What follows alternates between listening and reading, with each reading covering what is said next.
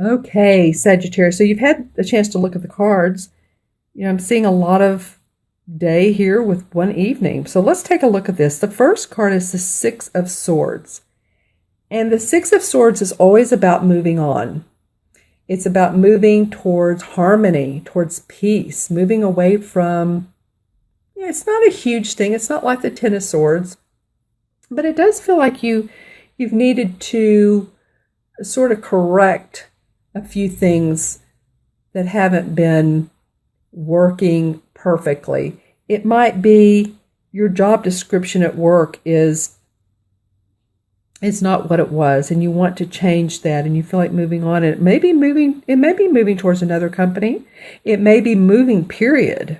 Some of you may be moving, period. As you can see, this guy is in his boat here. There's the swords. He has his horse. And he's left what hasn't served him into new beginnings that he's not sure what that's going to be, but he's ready. The water signifies emotions are ready. So your next card is another sword card. You have the Knight of Swords. Actually, you have three sword cards. Wow, Sagittarius, three sword cards. Okay, so the Knight of Swords. This is a guy who's usually a younger feeling a guy, maybe in his teens to 20s, and he's just ready to take the world and just go with it and his ideas and race to the front line. As you can see, he's on his horse, and it's funny because his skunk is watching him, and he has his horse racing. It's like, yay, I can be the victorious one. So you might have that feeling of you're ready to go with your ideas. Your ideas, you're excited, you're ready to put those into motion. You've moved on past, you've gotten past whatever hurdles need to be. You're actually moving away from this and into, okay, let's start something that's really an idea-based project. Something that's going to expand your world. This could be very much about the solar eclipse. You have new ideas and that you're wanting to move forward that, because you can see this horse is racing towards this Page of Swords, and the Page of Swords is about new ideas. So it feels like you're racing into what can I do differently? What intuitively, because this is an evening card. As you can see, the wise owl is out. The moon is out. That's always about using our intuition. She has the sword pointed up towards this crystal. I love this. This is a large quartz crystal, and I'm using selenite for the pointer. But she has her sword pointing up to the sky, up to the crystals, up to spiritualism.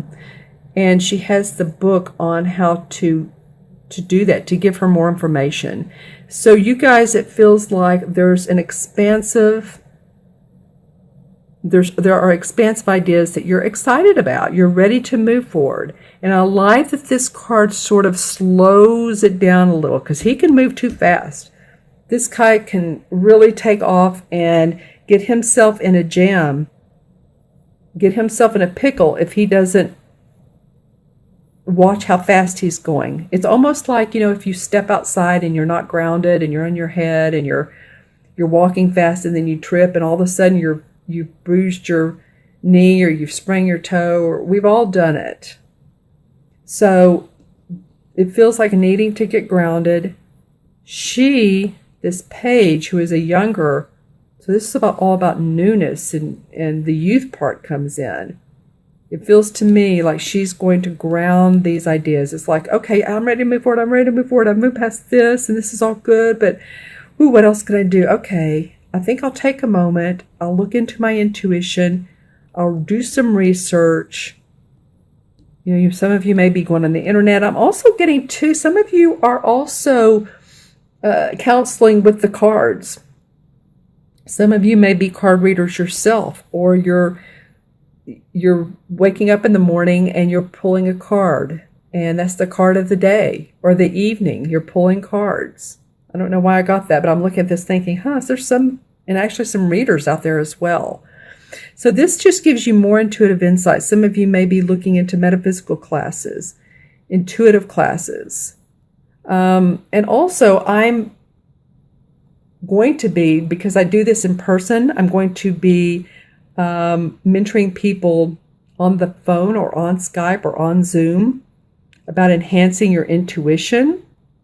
It's going to be a 45-minute, possibly an hour session on, okay, this is interesting, session on increasing your intuitive skills. And one of the things you'll need is, I don't care what card deck, but a deck of cards. So let me know. I'll put that on my website under my menu of services, because I do mentorship, as you know, intuitive counseling, pull cards, and do your numerology. And there's different types of services that I have, but that could really be a benefit to you guys to have an intuitive counseling on opening up your psychic abilities. That would be a lot of fun. And like I said, I do this in person quite a bit, and it will be great over the phone as well. I do it with some of my clients now, actually, over the phone. Okay, so there is the Page of Swords. And then the last card is the Six of Chalices. It's funny, you have two sixes. You start with a Six of Swords, you end with the Six of Chalices. So this is about a little bit of memory lane. You know, these two kids are walking off. They've had their picnic with their cups and their teapot, and they're revisiting some memories of young, maybe when you were a child, or thinking about the past, or thinking about a neighborhood that you once lived in, or people that you haven't seen in ages and ages and ages, maybe childhood friends or family friends. But it does feel like some of you really want to revisit that. And in a harmonious way. This doesn't feel bad. It just feels, because he has this canary with him. So he feels safe. And this canary feels like it's looking up to this owl, and this owl is looking at him. Oh, I love that. The two feel connected to me. But these two kids are arm in arm, hand in hand. So there's a sweetness about this. And this card also could mean someone who has passed on in your life, and you might be missing them as well.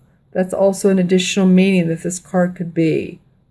And remember too, if you're thinking about them, then, they may be with you in spirit, probably with you in spirit. If you see sometimes pennies, coins, dimes, feathers, those are all synchronicities that tell us that there are loved ones around us. Okay, interesting reading, my friends, my Sagittarian friends. Let me go ahead and add these up. There's 6, 7, 8, and 6 is 14. 1 and 4 is 5. And 5 in numerology has to do with, and I want to say expression. That's usually 3, but I'm feeling like being unrestricted about how you express yourself. Now, again, this solar eclipse, maybe it's the way you do it. Maybe it's the way you express yourself. Maybe you're on the internet different. Maybe you're changing your website, or you're on YouTube, or it feels like promoting yourself. You're coming up with some new ideas for that. All right, that's interesting. All right. And it's expansion too. 5 is about expansion. Okay, so in these two 6s here, 6 is about harmony. So whatever it is that's going on, you'll want to feel harmony during the month. It's eclipsed. These two cards are eclipsed, speaking of, by 6s. 6 is about harmony, family, responsibility, love. So that's what it feels like that you guys are really, really striving for. Love of family, love of home, love of nature, love of what you do.